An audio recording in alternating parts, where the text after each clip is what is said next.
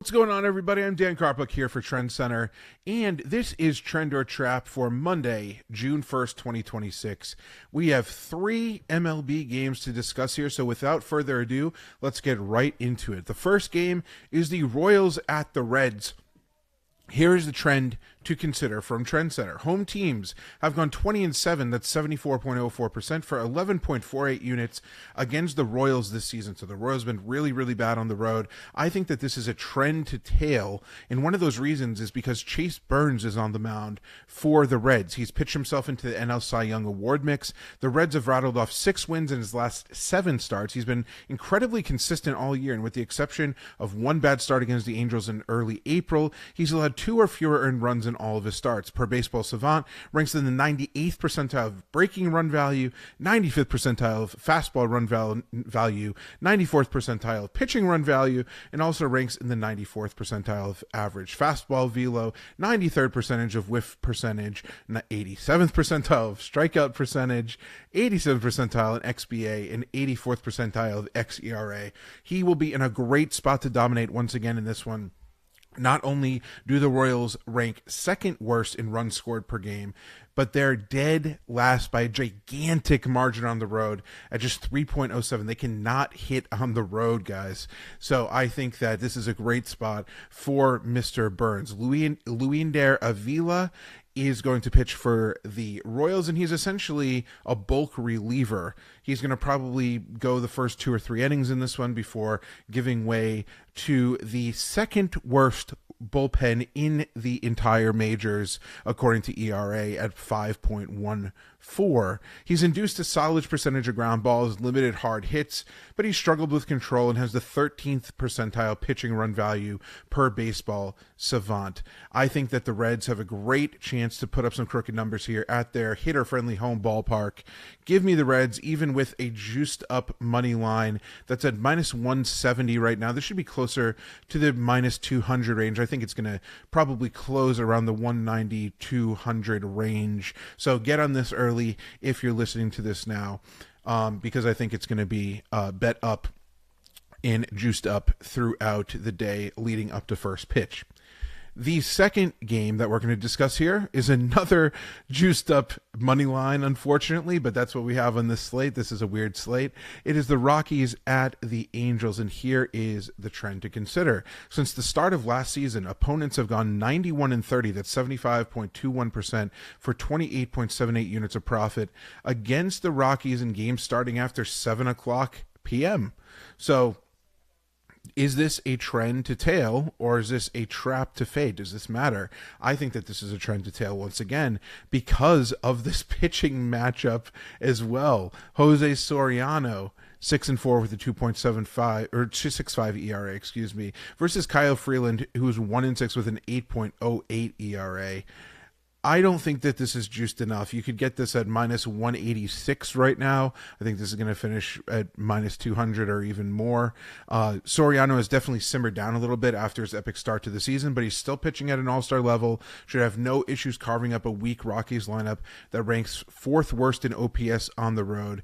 There's not much more analysis needed on that side. Soriano should have no problem pitching or having at least recording a quality start in this one. And at this point in Kyle Freeland's career, I think he's just trying to eat up some innings for his hometown Rockies. Over his last 6 starts, here's what he's done. It's really, really ugly. Against the Dodgers, 4 innings, 9 hits, 8 earned runs, 3 home runs allowed, 4 strikeouts and a loss, and 15-6 was the score in that one. The game before against the Rangers, 4 2/3 innings, 7 hits, 3 earned runs, 2 home runs allowed. Okay, wasn't as bad, but still bad.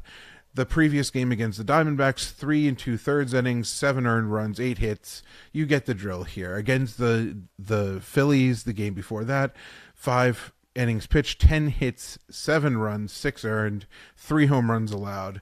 The game before that against the back on May 3rd against the Braves, 4 1/3 innings, 8 hits, 6 earned runs, 2 homers allowed.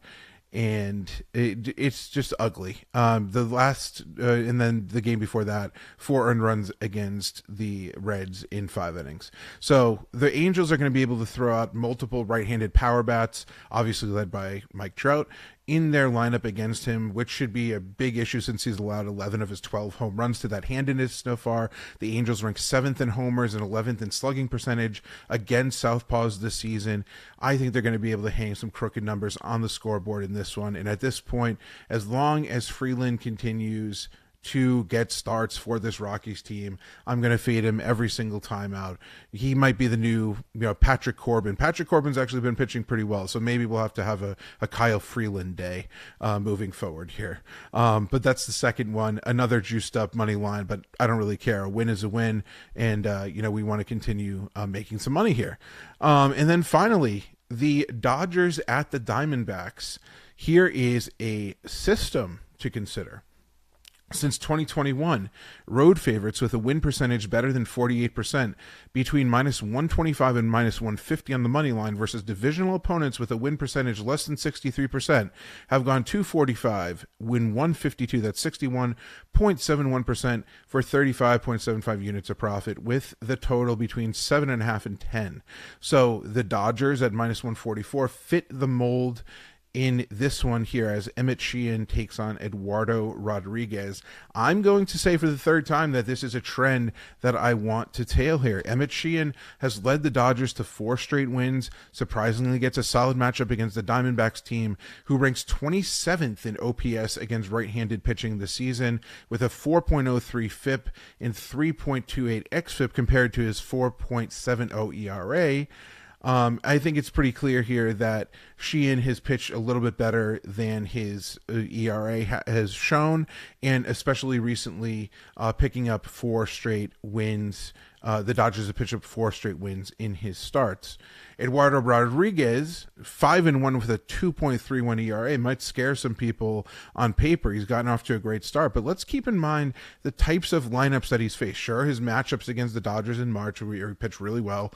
The Braves and the Brewers were difficult matchups, yes, but he also faced the Mets twice, the Orioles, the White Sox, the Pirates, the Rockies twice, and the Giants. Those are some of the worst offenses in this league, and his baseball savant profile tells the true story. His early success has been mostly about luck. In fact, limiting hard hits at a decent clip is his only positive metric across his entire profile right now, and his low strikeout, which is just in the 23rd percentile, and whiff percentages, which is the 11th profile, should allow the Dodgers to get the bat on the ball. And when the Dodgers get the bat on the ball, usually some good things happen for them and some really bad things happen for their opponents. The Los Angeles ranks 4th in average, 4th in on-base percentage, 4th in slugging, and guess what? 4th in OPS against southpaws so far, with a 259 BABIP, 3.70 FIP, and 4.19 xFIP, compared to his 2.31 ERA. Some negative regression is coming sooner rather than later for Erod. I want to get ahead of that, and this is the matchup, in my opinion, to do just that. So you could get the Dodgers at minus 144 right now as well. So yes, we are going to go with some juiced up money lines here. If that's not your style, then I completely understand. I'm trying to identify the spots where we can potentially get some value. I think that there's still some value with getting the Reds at minus 170. I think there's still some value in getting the Angels at minus 186 even in that matchup, and definitely some value in getting the Dodgers at minus 144 in an advantageous lineup or a spot for them as well, especially because you can make the clear you can make a clear argument that they are the best team in baseball, even over the Braves, despite the Braves' early start. I think the Braves have shown that they are the best team in baseball right now, but anytime you can get the Dodgers at a decent price, I think you should consider doing just that. So with all of that being said, have a great Monday. Best of luck with all of your bets, and I'll be right back here for the Tuesday edition of Trend or Trap.